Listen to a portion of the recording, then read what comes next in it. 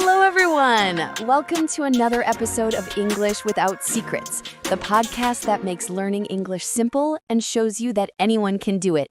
No secrets involved. I'm Aline. And I'm Marcos. And today we're going to talk about a very common question among learners.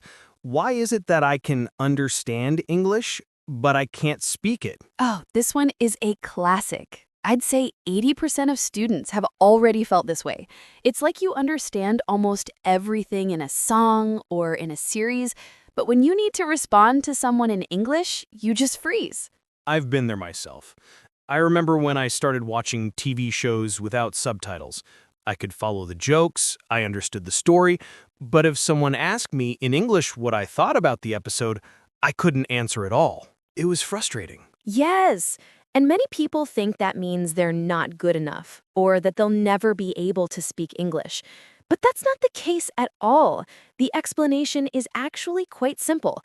The brain learns to recognize first and only then to produce, just like small children.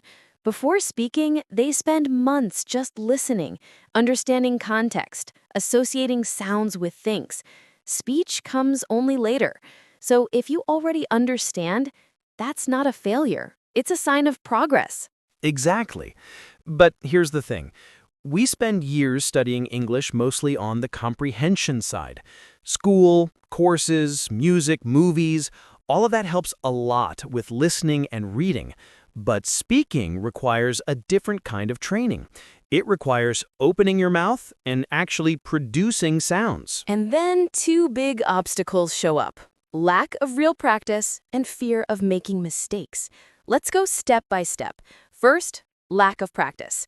A lot of people study English, but almost never have the opportunity to speak. In traditional schools, the teacher does most of the talking, and students only answer with short phrases. That reminds me of my own school experience. I knew grammar, verb tenses. I could even conjugate verbs better than some native speakers. But if someone asked me to order a coffee in English, I had no idea what to say. That's because speaking is like a muscle. If you don't train it, it won't develop. Just watching or reading isn't enough. You need to say the words. Now, the second factor, fear of making mistakes.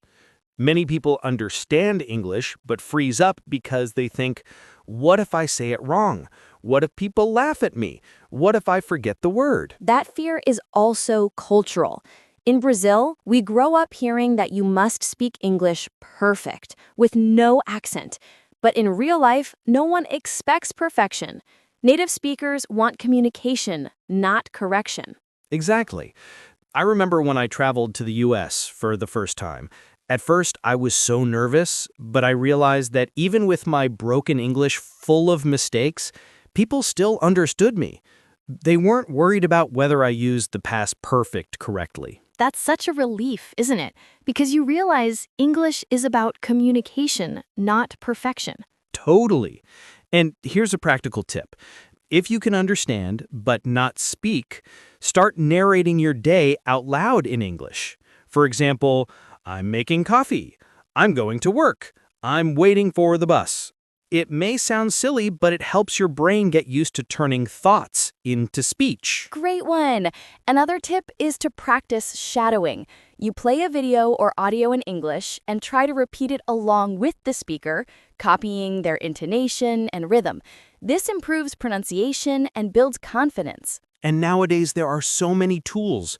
Conversation apps, online groups, even artificial intelligence to practice with. Another thing, don't be afraid to talk to yourself.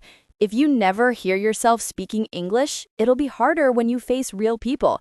Practicing in front of a mirror helps. Let's also talk about vocabulary. Sometimes we understand because we recognize words in context, but when it's time to produce, the word doesn't come out. That's so true. Passive memory is stronger than active memory. You recognize the word chair when you hear it, but you might freeze when you need to recall it. And the only way to fix this is through active repetition. So, to sum up, you understand but don't speak because you don't practice production enough, because you're afraid of making mistakes, and because your active memory needs strengthening. But the good news is all of that can be trained. With small daily actions, you can unlock your speaking. Let's give our listeners some practical ideas. Sure. Number 1, narrate your day in English. Number 2, do shadowing with movies, songs, or podcasts. Number 3, talk to yourself in the mirror. It builds confidence. Number 4, join online groups, even if it's just with voice messages. Number 5, don't wait for perfection. Use English as a communication tool. And number 6, which I think is essential, be consistent. 5 minutes of speaking every day is better than 2 hours once a month. That's right. And remember, if you already understand, you've won half the battle. Now it's just a matter of speaking, even slowly, even with mistakes. And mistakes are part of the process.